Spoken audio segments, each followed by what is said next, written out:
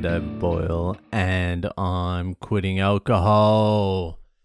So, Monday is not a good day for the Boyle anymore. It's the start of another fucking work week, and today was brutal. Probably the most brutal day so far. But you know, I just power through it. It's just a mental battle now. Physically, I'm fucked, but it's the mental. How do you get through the mental? And it's okay for me because I'm like, maximum, I'm out of here in 5 months. You'll never see me again. I'm in, I'm out, bada bing, bada fucking boom.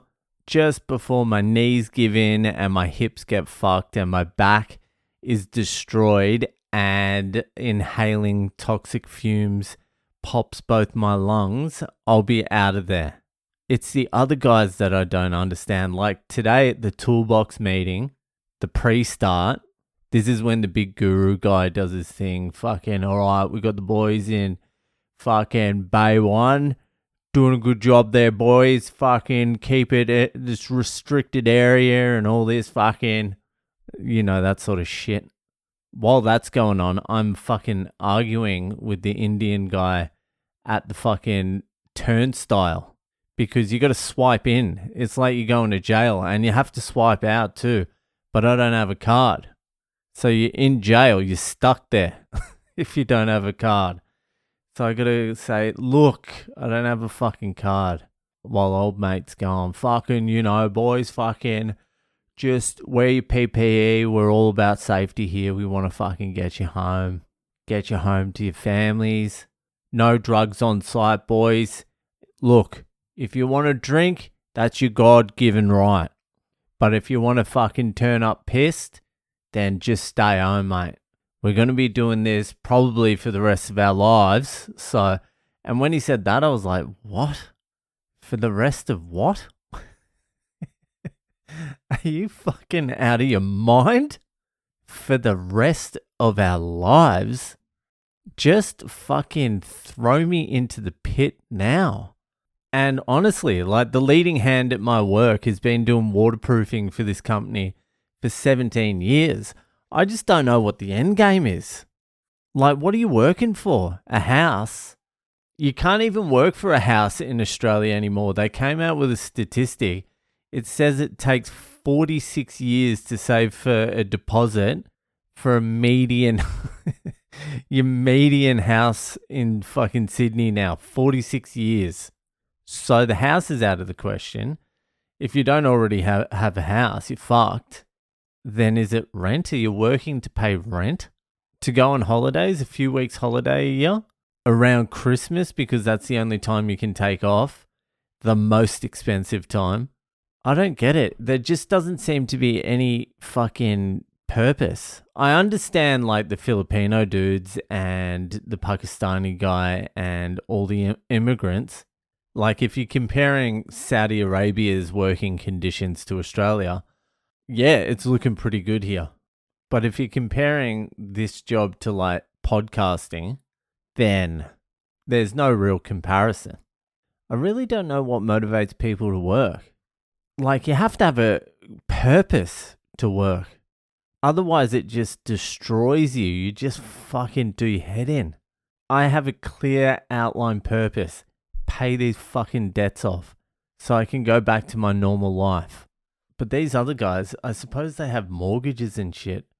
I suppose they want to send their kids to good schools or something. I don't know. Crazy shit. Anyway, it's Monday. Let's just get straight on to this week's Ask Boyle because it's Ask Boyle time. So if you have a question you would like answered by one of the greatest minds of the generation, or any generation, comedian, philosopher, waterproofer, Le Boyle, then head to my website. There's a section there for Ask Boyle. Just put in your details, ask your question, I'll get to it while you're there. And I just want to say thank you, and I'm fucking proud of you out there, the Patreon fucking subscribers, because there was only 6 declines this week or this month. 6 declines. That's the lowest since I started the Patreon. How long ago? 3 years ago. I was very happy with the amount of declines. There's always going to be some declines because you're degennies, but that was low. Usually you're talking like fucking between 15 and 30. So thank you. Maybe a few of you are getting off the piss and getting your lives in order. Anyway, if you're not a member of the Patreon, get on board. We've got the Jenny Diaries. They've been great. I don't know if the last one was great. It was my mate Shawnee, and, listen to it yourself. So if you want to listen to what the Jennies of the podcast are up to, or you want to get interviewed by Le Boyle himself, then head to my website. The link to the Patreon's on it. Even though someone said it wasn't, I'm pretty sure there's a orange P right on my front page of my website. It's the orange P if you don't know. Anyway, it's £1 a month. You get all of it and you get to support Le Boyle. Anyway, let's get to this week's Ask Boyle. So this week's Ask Boyle was sent in by the lovely Talia down there in Melbourne. So here's her question. Hey Boyle, I'm after some advice on behalf of my boyfriend. He has been a stonemason for almost 10 years and is very fit and hardworking, but wants to try something else with more money. He works really hard, but there's not much opportunity to make money in that area. It appears you're now making a lot of money, and I want him to as well. Any advice on where to begin? What tickets to get? Where to apply? We're in Melbourne for reference. Thanks. We'll love you forever if you can give some advice that helps me quit my job and be a stay-at-home MILF. Well, Talia, you have come to the right place. I don't know why anyone becomes a fucking stonemason. One of my mates was a stonemason when we were like, how old was he? He was 18, I was like 16. And he would stay at my house Friday night, would get fucked up, but then he'd have to work in the morning.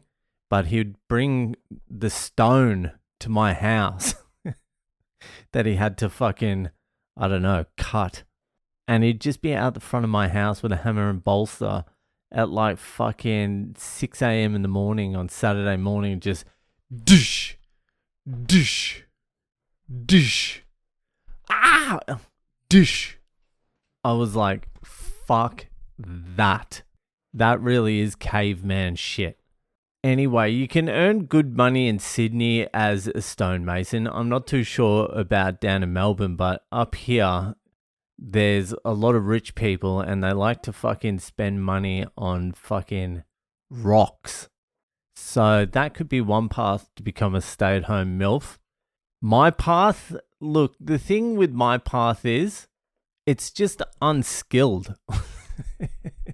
The only reason I'm getting paid like relatively decent money is because I'm on a big project and no one wants to do the job I'm doing. But there's no skill to it. You don't come out with anything at the end.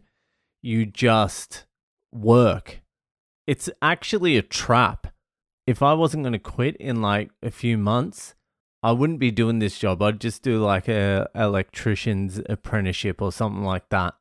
Because the thing is, if you spend too much time doing a job like this, you have no real skills and you can really only work on these particular sites to earn the money that you become accustomed to.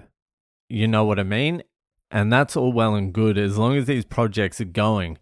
But they also end and then you're in between work for a long time. You're really just disposable labor, but they do pay. So if you wanted to get into something like that, which you don't, although it's probably easier than stonemasoning, to be fair. I heard on site they're always looking for like first aid officers. So the tickets you want to get working at heights, working in confined spaces. You want to get your dogman ticket because you can do some crane lifts, OH&S, any OH&S stuff. They like that. You need to get your elevated work platform, the under 11 meters and the over 11 meters, forklift, anything, just any ticket that you can just throw in there that they fucking need. You need to be like adaptable. You can even get your scaffold. Scaffold helps. If you have like 10 different tickets, it helps and the money goes up. You'll be employable on these sites immediately. You'll be employable just with your stonemason.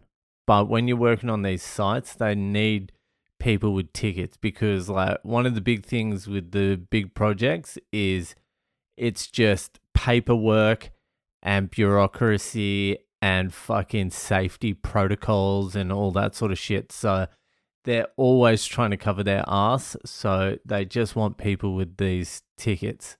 So you can pretty much just choose anything. It's a little bit of an investment though. It's probably going to be like $2 or $3 grand worth of tickets. All the tickets I have now it's like $10,000 worth of tickets. Probably more that I've just accumulated over the years while I was working in the cranes and all that sort of shit. I don't even want to be talking about work. I'm fucking so over it. It's 2 weeks I've been working. But I will tell you this, the reason you get paid higher on these projects is because you're doing overtime. So I did 6:30 to 6:30 today. 8 hours of that is at the normal rate, and then 2 hours at time and a half, and then 2 hours at double time. And if it wasn't for the overtime, it's just normal.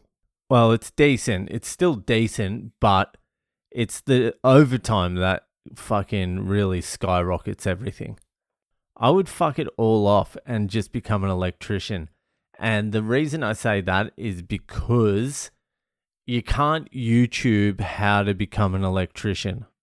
Like you can do carpentry work off YouTube. One of my wife's Indian friends built his whole fucking pergola, his back porch, just off YouTube. No experience at all, and it looks good. So carpentry, unless you're doing like high level shit, you can just YouTube it. Plastering, you can YouTube. Tiling. There's tricks to all these things, but pretty much you can just YouTube it. Plumbing and electrician, you can't. But who wants to be knee deep in shit all day? I'd rather just walk around putting fucking screwdrivers in sockets or something. Just get an electrician's apprenticeship. If you're mature age, you get a little bit more now. So the government covers you for a bit. It's 4 years. It's a brutal 4 years, I suppose. But at the end of it, you're probably less likely to have your job stolen by AI. That's the other thing. AI and robots are just taking everything.